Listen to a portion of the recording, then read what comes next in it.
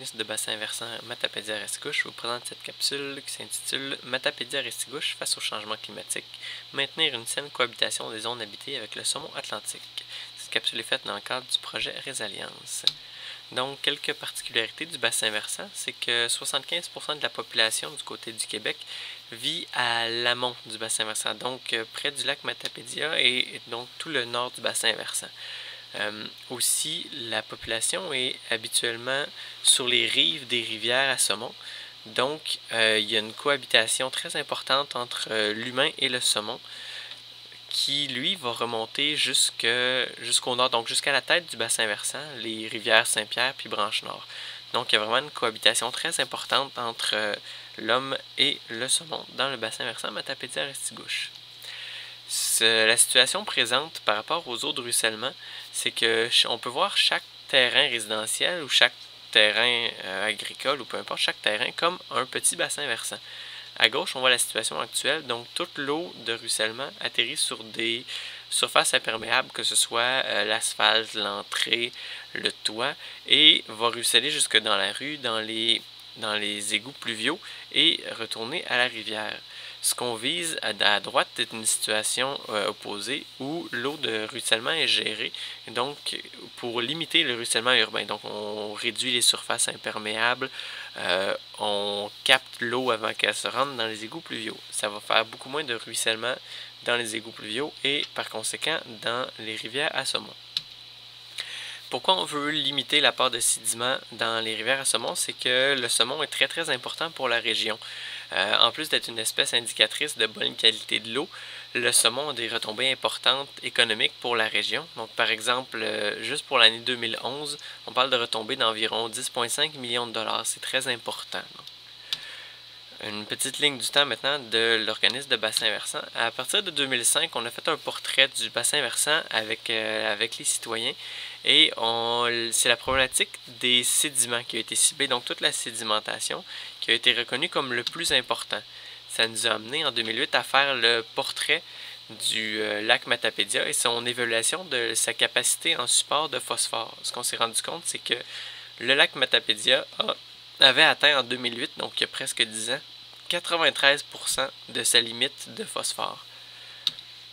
Donc on a voulu gérer ça et améliorer la situation. On s'est tourné vers les agriculteurs puisque souvent le phosphore est attribué aux fertilisants qui sont utilisés en agriculture. Donc ce qu'on peut voir dans les deux graphiques, c'est le phosphore qui est amené par les agriculteurs au lac Matapédia et on voit que en bleu on a la ligne qui est la quantité acceptable de phosphore. Donc on voit qu'ils ont eu de très beaux résultats en travaillant avec les agriculteurs. Ici on a plusieurs photos des agriculteurs en question et ça c'est des pancartes aussi qu'on a mis devant leur champ pour voir que les agriculteurs protégeaient les cours d'eau ici. Par contre, on avait encore la même problématique, on s'est demandé pourquoi, et on a conclu que 5 hectares de terres agricoles apportaient autant de phosphore qu'un seul hectare de zone habitée, donc de milieu urbain autour du lac Matapédia. Ça nous a amené à créer, avec 11 municipalités des riveraines, des cahiers des élus, dans lesquels la situation était précisée, où il y avait beaucoup de détails et une évaluation de la municipalité, pour justement les municipalités riveraines de la rivière Matapédia. Ça nous a amené plus tard à travailler avec les citoyens dans 7 aires de drainage urbaines dans 7 municipalités, à faire des aménagements pour mieux gérer l'eau de pluie, donc des jardins de pluie pour le saumon. Et tout ça nous a amené au final à conclure qu'on avait besoin d'un cadre qui entourait la gestion des sols, des eaux de ruissellement. Donc, le ruissellement, depuis 2005, est considéré comme une problématique importante dans le bassin versant. Et on a besoin de quelque chose qui encadre tout ça pour mieux la gérer. Et c'est ce qui nous amène dans le projet Résilience, qui est une communauté d'apprentissage pour développer la résilience face au changement climatique, puisque avec les changements climatiques, les problématiques de sédiments ne vont aller qu'en augmentant. Ce qu'on peut voir ici, c'est le principe de la vulnérabilité. Donc, notre exposition, c'est l'habitat humain, en fait. C'est l'eau de ruissellement qui va se retrouver directement dans la rivière. La sensibilité, c'est le milieu aquatique, donc l'habitat du saumon, qui, lui, va être très sensible à la température de l'eau, à l'oxygène, aux matières en suspension, par exemple. L'impact potentiel, c'est l'impact de notre exposition, donc de notre eau de ruissellement, sur l'habitat du saumon. On parle par exemple de colmatage de frayères ou de baisse d'oxygénation, de matière en suspension et d'augmentation de la température de l'eau.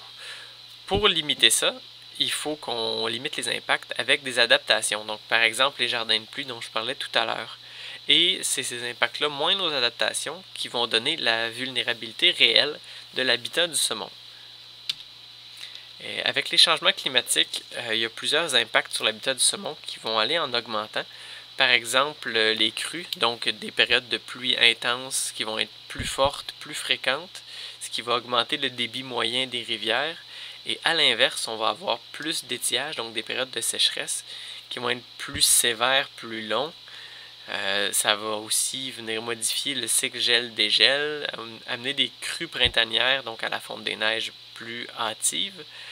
Ça va augmenter les contaminants dans l'eau, donc en ayant des pluies plus intenses, ça va augmenter le lessivage des sols, et donc amener plus d'hydrocarbures, d'herbicides, des matières en suspension, etc. Ce qui va nuire à la reproduction du saumon. Par exemple en colmatant les frayères ou en limitant la possibilité pour le saumon de se nourrir efficacement en ayant une eau qui va être plus trouble. On a un exemple ici dans le centre-ville d'Amqui. Tout ce qui est en rose, c'est l'habitat propice au saumon. Donc quand je vous disais tout à l'heure que le saumon est vraiment en cohabitation avec l'homme, c'est ce qu'on peut voir ici. En plein centre-ville, on a des frayères à saumon.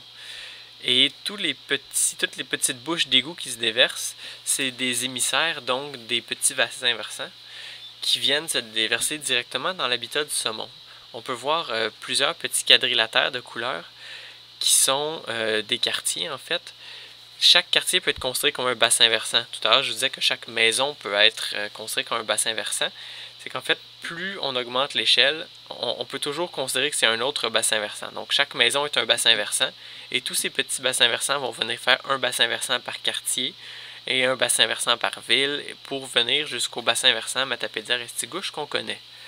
L'impact de tous ces émissaires, de tous ces rejets d'eau de ruissellement dans les rivières à saumon, on peut le voir dans toutes les parties pointillées, donc surtout en haut et en bas, qui sont là où il y a des possibilités d'accumulation de particules fines, donc des impacts importants pour l'habitat du saumon.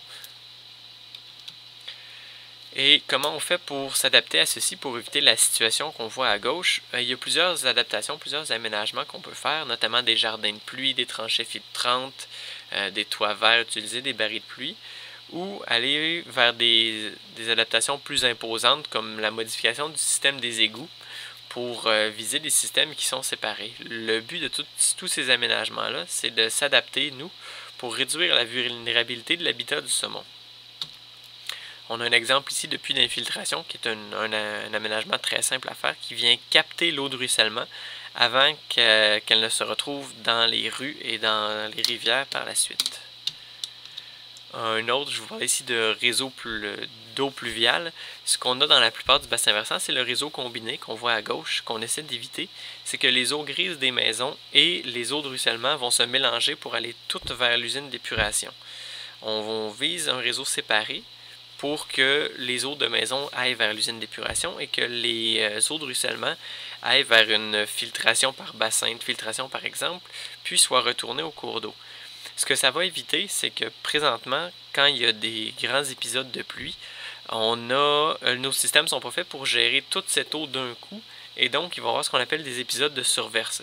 C'est-à-dire que l'eau qui est partiellement traitée va se retrouver à passer outre le système de filtration et à se retrouver directement dans la rivière. Ici, on a un impact très visuel. C'est après des épisodes de pluie dans nos rivières, il y a du ruissellement urbain qui se fait et tout ce lessivage-là, ces sédiments-là vont directement dans la rivière. On le voit notamment à l'image, la troisième image, celle de Cozapscal. C'est un drain pluvial qui vient drainer toute la section en arrière qu'on voit derrière et ça amène ça directement dans la rivière. Donc ça vient colmater les frayères encore une fois. On peut voir ça aussi à plus petite échelle dans les débarcadères de bateaux par exemple qui vont éroder la descente en roche vers le cours d'eau directement. Donc on a plusieurs exemples ici à plusieurs échelles de toute cette eau qui est chargée de sédiments, de contaminants, d'éléments nutritifs comme le phosphore qui va se retrouver directement dans la rivière. Et dernier exemple, ici on voit la photo du bas, c'est à Amqui. On voit à droite l'eau qui est pas trouble du tout, qui est très très claire, et à gauche qui a cette couleur caractéristique café crème qu'on voit depuis tout à l'heure. C'est que en fait il y a sous le pont un émissaire, un drain pluvial qui vient se divider là, donc on voit l'impact immédiatement. C'est très clair dans ce cas-ci. Donc, en aménageant tout ça, en gérant mieux l'eau de ruissellement, ce qu'on peut atteindre, c'est en fait ce qu'on vise, c'est la ligne bleue qui est en bas. Ça, c'est un graphique du débit, donc la vitesse de l'eau, lorsqu'il y a un événement de pluie. En milieu naturel, on voit donc à la ligne bleue que le débit va augmenter un tout petit peu suite à cette pluie et va retomber ensuite naturellement. En rouge, on a la condition actuelle et entre les deux, on a des graphiques si, par exemple, on gérait l'eau de ruissellement de la toiture en débranchant les gouttières, par exemple, ce qu'on pourrait aller chercher comme gain. On voit que c'est très très important ce qu'on pourrait faire pour mieux gérer l'eau de pluie. Et si on va dans le cas de Causse-Abscale, par exemple, on voit que ce n'est pas toutes les municipalités qui ont les mêmes réalités. Par exemple, à Causse-Abscale, si on débranche les toitures, on voit que l'impact, donc entre la ligne rouge et orange, va être relativement faible, alors que alors que le système de voirie entre la ligne bleue et la ligne verte est là vraiment où on peut avoir le plus de gains. Donc, dans ce cas-ci, gérer l'eau de ruissellement dans les rues et dans le pavage, c'est là qu'il y aurait le plus grand impact positif. La gestion des eaux de pluie de manière durable, c'est pas quelque chose qui est nouveau. C'est une idée qui fait son petit bout de chemin depuis un certain temps. Par contre, c'est une application qui est plus lente, qui se fait désirer un petit peu. Il y a plusieurs guides qui se font surtout en anglais, mais il y a peu de documentation accessible et complète en français. Par contre, ça vient de plus en plus. Je peux d'ailleurs vous dire que le guide du milieu, le Rain Garden Design, est en cours de traduction et va être disponible prochainement. Donc, tout ça pour dire qu'on a besoin d'un plan de gestion des sols et des eaux de ruissellement pour en fait avoir une vision globale du bassin versant de comment on va gérer ensemble les eaux de pluie. Pour ce faire, il y a une équipe d'étudiants à la maîtrise de l'Université de Sherbrooke qui a complété une politique de gestion des eaux de ruissellement en milieu urbain, vraiment adaptée à notre bassin versant, qui est accompagnée de sa stratégie de mise en œuvre, donc comment on va appliquer cette politique-là, et d'un recueil d'aménagement des bonnes pratiques, donc des exemples concrets d'aménagement, de où ils peuvent être faits, comment on fait l'entretien, c'est quoi les astuces pour que ça fonctionne bien, etc. Ces 3 documents-là vont être aussi disponibles sous peu, le temps qu'ils soient finalisés et mis en ligne. Donc, je vous remercie d'avoir écouté cette présentation-là. Je vous laisse avec un dernier petit exemple. On voit à droite une microbée de verre qu'on a retrouvée dans un échantillon d'eau après un pluvial urbain.